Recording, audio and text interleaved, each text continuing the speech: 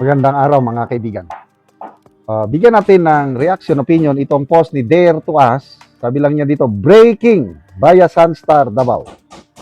Attorney Mans Carpio files petition against Subbuena for BP Sara's tax records. The House Committee on Justice has reportedly received a copy of the petition filed by Attorney Manasseh Mans Carpio, spouse of Vice President Sara Duterte, asking the Quezon City Regional Trial Court for the issuance of a 72-hour or 20-day temporary restraining order against the submission of their income tax returns. This follows the panel's subpoena towards the Bureau of Internal Revenue in producing Carpio and Duterte's tax record starting 2007 to 2025 in relation to the impeachment complaints against the Vice President. Ito. So, hindi sa Supreme Court ito ha.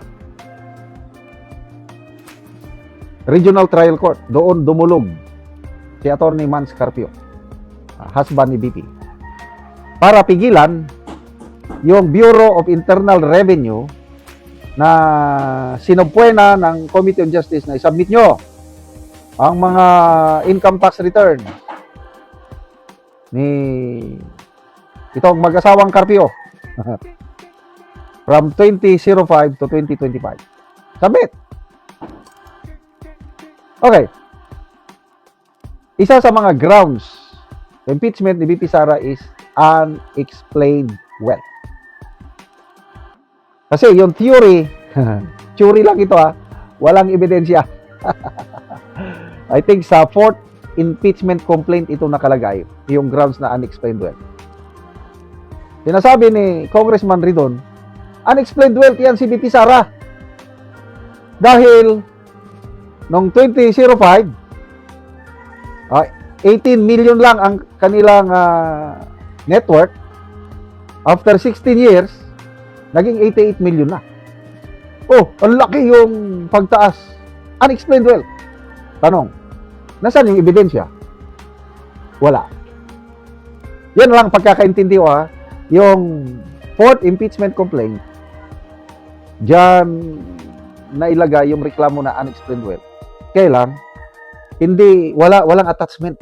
Hindi maipakita kung paano lumaki yung net worth ng mag-asawa Duterte, Carpio Duterte, from 18 million to ano. So kung iakyat nila yung impeachment complaint na walang naka-attach na ebidensya, sigurado mababasura sa trial sa Senado, impeachment trial sa Senado dahil walang ebidensya eh. Assumption lang. Generalization na bakit tumaas after 16 years? Paano nyo na-produce? Paano kayo kumita ng 70 million? Ay wala silang ebidensya na unexplained wealth. Kaya ngayon, ito na yung fishing expedition. Nagsusubpwe na sila. Sabi nga ni Congressman Joel Chua na gusto naming solid evidence. Kaya nagpro-produce kami, nagdadagdag kami ng additional dokumento para solid yung ebidensya, para pag-akyat sa impeachment court, malakas yung ebidensya namin. Tanong, trabaho ba yon ng Committee on Justice? Na sila yung nagsisilbing fiscal o prosecutor. Wala pa akong, ayan, si Attorney Spoke Farulan, isang abogado. Sabi niya, saan ka nakakita ng prosecutor na siya na yung nagpro-produce ng ebidensya in favor para sa complainant? Saan ka nakakita? Ibig sabihin, wala. Ulitin ko na naman, experience ko ito, kaibigan ko, sinampahan ng reklamo sa piskalya way back 2024. So yung complainant, nag-submit, makapal yung kanyang ebidensya. Kung yung folder pa, ganito kakapal. Oh. So yung inakusahan na kaibigan ko, nagsabit ng kanyang counter affidavit, wala siyang inattach na ebidensya. Counter affidavit lang na hindi totoo yan. Ganun lang, no evidence whatsoever. Parang si BP Sara din ngayon, na hindi na siya nag-submit ng ebidensya niya sa Committee on Justice. Wala lang. Answer out kutilam lang. So, ang ginawa ng fiscal dito sa kaibigan ko, inibiruit niya, kita niya, uy, ang kapal ng ebidensya. Oh, inakyat nila ang kaso sa korte. Kaya lang yung fiscal, wala siyang idinagdag. Walang idinagdag. Inakyat lang sa korte. Pagdating sa korte, binasura ka agad dahil yung makapal na ebidensya walang laman o walang bigat, wala oros na na-acquit yung kaibigan ko sa pamamagitan ng demurrer to evidence. Ano yan? After the presentation of witnesses, evidences ng prosecution, ang abogado ng kaibigan ko nag-manifest na sa judge.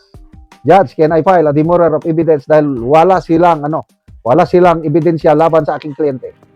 O, inaprubahan man ng judge. Okay, submit your demurrer to evidence. After 2 weeks, yun na, lumabas na. Dismiss ang kaso. Kasi nga, kahit ganyan kakapal yung ebidensya na isinabit ng complainant, walang saysay. Oh, ganyan ang sistema natin. Bakit ngayon, itong Committee on Justice, sila ang nagpro-produce ng ebidensya in favor sa complainant? Oh, so anong itawag dyan? Justice? Committee on Justice sila? O Committee on what? Oh, bahala na kayo.